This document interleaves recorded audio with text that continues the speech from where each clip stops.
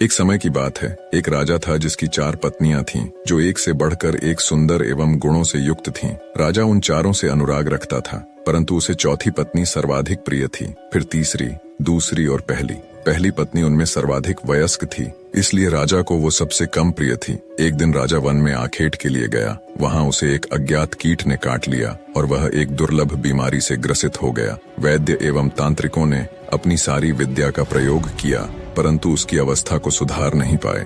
अंततः उन्होंने यह कहा कि राजा की मृत्यु निकट है और अब वह कुछ ही दिनों के अतिथि हैं। राजा ने अपनी संपत्ति को रानियों में विभाजित करने का निर्णय किया, क्योंकि उसका कोई उत्तराधिकारी नहीं था। परंतु सामान्य रूप से विभाजन करने की जगह कौन सी रानी उसे कितना प्रेम करती है, इस आधार पर संपत्ति को बांटने का निर्णय किया। उसने एक चतुर योजना बनाई और सभी रानियों को एक एक करके बुलाया। उसने कहा, मेरे जीवन के केवल 3 दिन शेष हैं। मैं तुम्हें एक रहस्य बताता हूँ। बहुत पहले मुझे एक साधु ने एक शक्तिशाली यंत्र दिया था, जिससे मुझे स्वर्ग की प्राप्ति होगी यदि मैं साथ में एक और व्यक्ति को ले जाऊं।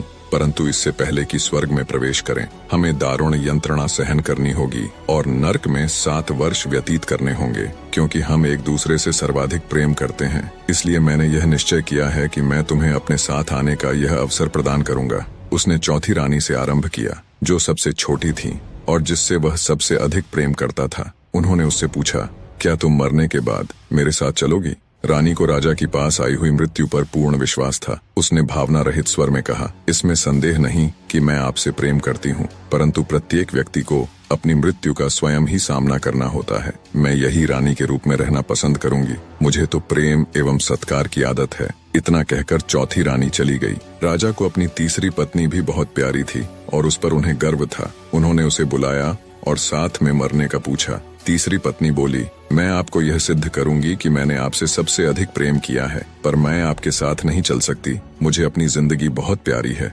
राजा की दूसरी पत्नी हर मुश्किल समय में उनका साथ देती आ रही थी। जब कभी राजा किसी मुसीबत या उलझन में होता तो वही उसका निवारण करती। राजा ने उससे भी साथ चलने के लिए पूछा, जिस पर दूसरी पत्नी ने कहा, माफ कीजिए महाराज, मैं इसमें आपकी कोई मदद नहीं कर सकती। मैं आपका अंतिम संस्कार जरूर करवा सकती हूँ और मैं उस वक्त तक आपके साथ रहूंगी। तभी एक आवाज आती है, मैं आपके साथ चलूंगी और जहाँ भी जाएंगे वहाँ जाऊंगी, भले ही वो मौत के बाद का सफर हो। राजा ने देखा, ये उनकी पहली पत्नी की आवाज थी। राजा अब शांति अनुभव करता है कि कोई तो है जो उसे बिना किसी अपेक्षा के प्रेम करता है, पर उन्होंने उस पर सबसे कम ध्यान दिया था। राजा को बहुत शर्मिंदगी महसूस हुई। उन्होंने कहा, जब तक मैं जीवित था तुम्हारा ध्यान रखना चाहिए था, तुम्हारी कद्र करनी चाहिए थी। उन्होंने पहली पत्नी से माफी मांगी। दोस्तों, वास्तव में यह कथा आपकी, हमारी और प्रत्येक मनुष्य की है। हर व्यक्ति की 4 पत्नियां होती हैं। चौथी पत्नी है हमारा शरीर। हम इसे खूब सजाते हैं, गहने पहनाते हैं, अच्छे कपड़े पहनाते हैं, पर आखिर में ये हमारा साथ छोड़ देती है।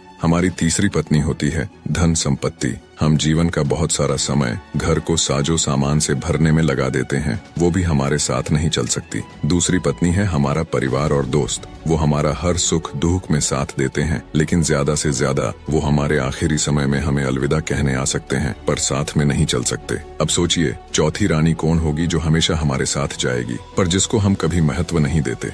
वो रानी है सद्भावना और निस्वार्थ भाव से किए गए पुण्य कर्म। यही वो पत्नी है जो मरने के बाद भी हमारा साथ नहीं छोड़ती, सदा साथ जुड़ी रहती है। मनुष्य के कर्म ही है जो मृत्यु के बाद भी उसके साथ जाते हैं। हम में से अधिकतर लोग इस कहानी के राजा की तरह ही जीवन जीते हैं। कहानी में बताए क्रमानुसार ही अपनी पत्नियों से प्रेम करते हैं। हालांकि यह जीवन का आधार भी है और आवश्यक भी है कि साजो सामान के साथ आरामदायक जीवन जिएं, परिवार और दोस्तों को प्यार से संजो कर रखें, अपने शरीर का ध्यान रखें, इसे स्वस्थ रखें, पर हमें उस जन्म देने वाले जन्मदाता यानी ईश्वर को कभी नहीं भूलना चाहिए। थोड़ा ही सही, लेकिन कुछ समय उस परमात्मा को जरूर दे। निष्कर्ष, जीवन में भी सच्चे प्रेम के मूल्य को समझना जरूरी है। संपत्ति, परिवार और शरीर के साथ साथ हमें सद्भावना और निस्वार्थ प्रेम के मार्ग पर चलना चाहिए और उस परमात्मा को याद रखना चाहिए जो हमारे जीवन का अंतिम सत्य है।